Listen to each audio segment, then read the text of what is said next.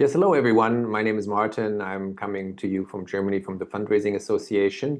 I've been asked to speak on shrinking spaces and a call to action. And I've heard lots of great presentations here. Thank you everyone for such inspiring examples and ideas. And I've really learned a lot, and I hope to catch up with some of you directly over the next weeks.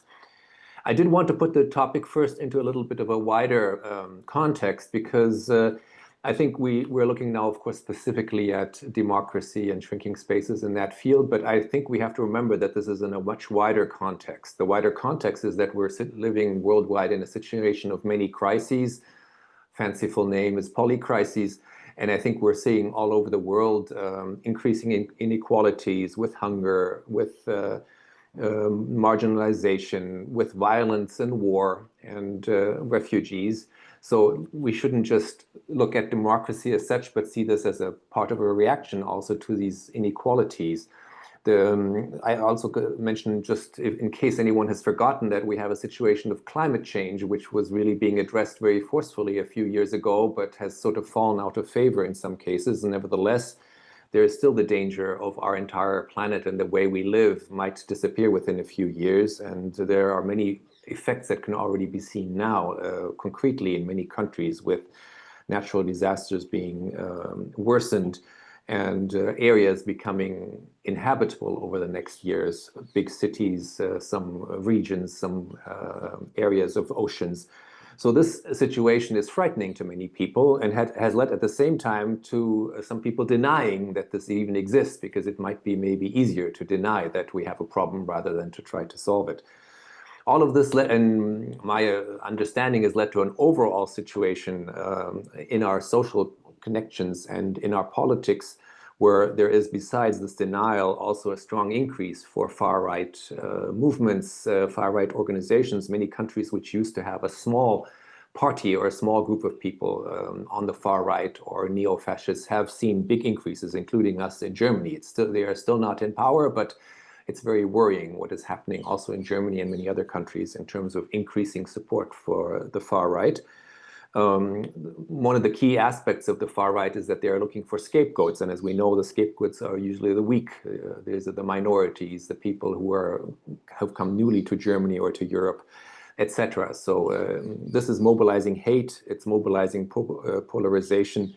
It's mobilizing nationalism against international or European approaches. And it's also going to a big problem that we as organizations are facing, that traditional categories such as international solidarity, human rights, the rule of law, are being questioned and are sometimes being actively diminished. Overall, we have a situation where power, strength, and quite honestly, often men's approaches, or a strong man, taken literally, are seen as the key factors for success of a society. And at the same time, we and many others are being considered enemies from within. Even deeper, sometimes there's a question, what is truth? Because many approaches are leading to concrete denial of truth, of science, and even reality. So this difficult context is difficult for us as organizations, because we as organizations who used to think of ourselves as carriers of truth and carriers of democracy and carriers of positive developments in the world, we are being attacked as being enemies of the people, enemies, agents of evil, etc., etc. And this is worse, of course, in some countries than in others, but there's a tendency towards this in many countries. There's a reframing of NGOs and organizations of being agents for good to being agents of evil. And in this situation, we in the German Fundraising Association have said, also for our priorities over the next couple of years, that we have to really face the situation that civil society is under attack. And in this situation, this is particularly concerning to organizations fighting on difficult issues like climate change or the rights of minorities, LGBT groups, equality issues, support of refugees, but also human rights and the rule of law. And of course, any organization which has an international outlook. So we have to work on behalf of these organizations. And even though the situation in Europe is different, some countries already have very difficult laws and restrictions on organizations. Others are in an intermediate process. So, for example, in Germany, it's maybe not as bad as in some other countries, but nevertheless, we also have started to have strong legal and tax restrictions on organizations, particularly ones that take a political view and that want to intervene also in issues that are central to society. So I think we are all facing a situation where we need to regroup and think things anew. In some ways, some of us might think it's easier if things are outlawed, because then you know that you're illegal and you know you have to fight dictatorship or you have to fight illegal actions. But I think we have the difficult task also in those countries where things are not yet illegal to strengthen and to fight for democracy, even though this is, as I said, more difficult maybe than if you already know that you're outlawed. So what are the reactions in many cases? We have seen many cases of organizations and activists withdrawing and leaving the social field because they are getting attacked. They are receiving death threats. And in some countries, as I said, things are illegal.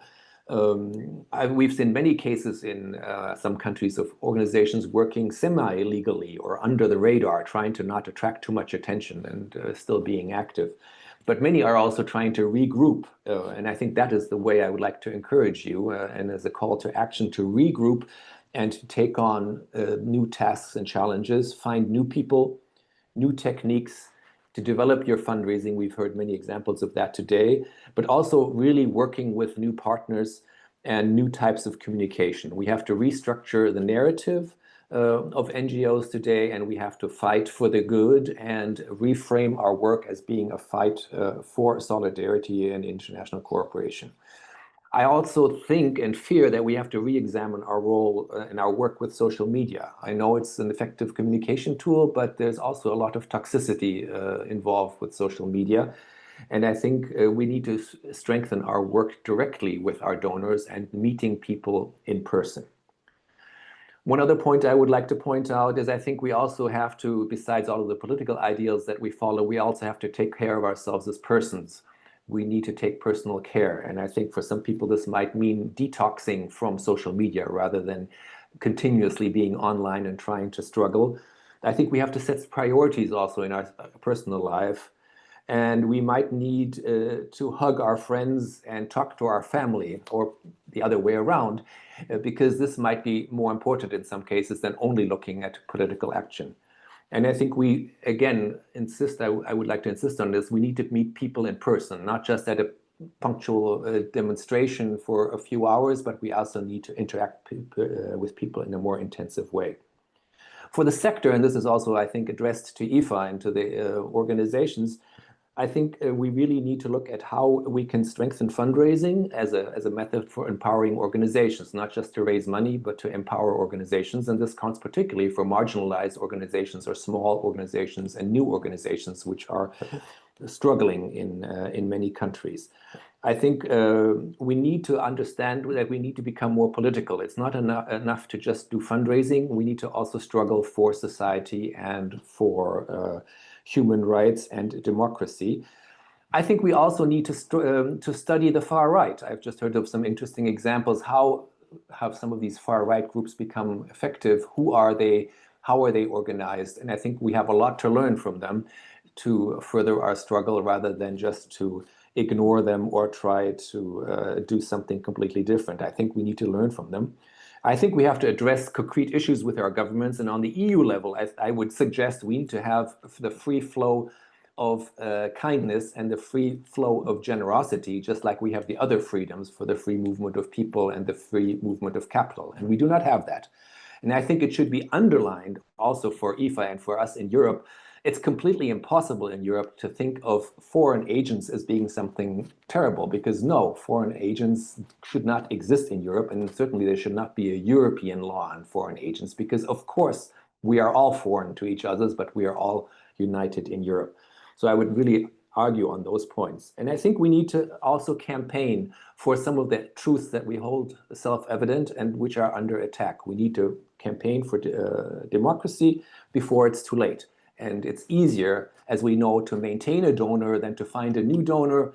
I would suggest it's easier to try to fight to retain democracy than to have to reconstruct it after it has been destroyed. So with all the arguments about hate that we've heard today, I think it's important to work also with a lot of humor and to work with love to overcome hate and to have be able to live in solidarity. So that's my impulse for today. Thank you very much and good luck, everyone. We need to do a lot together. Thank you.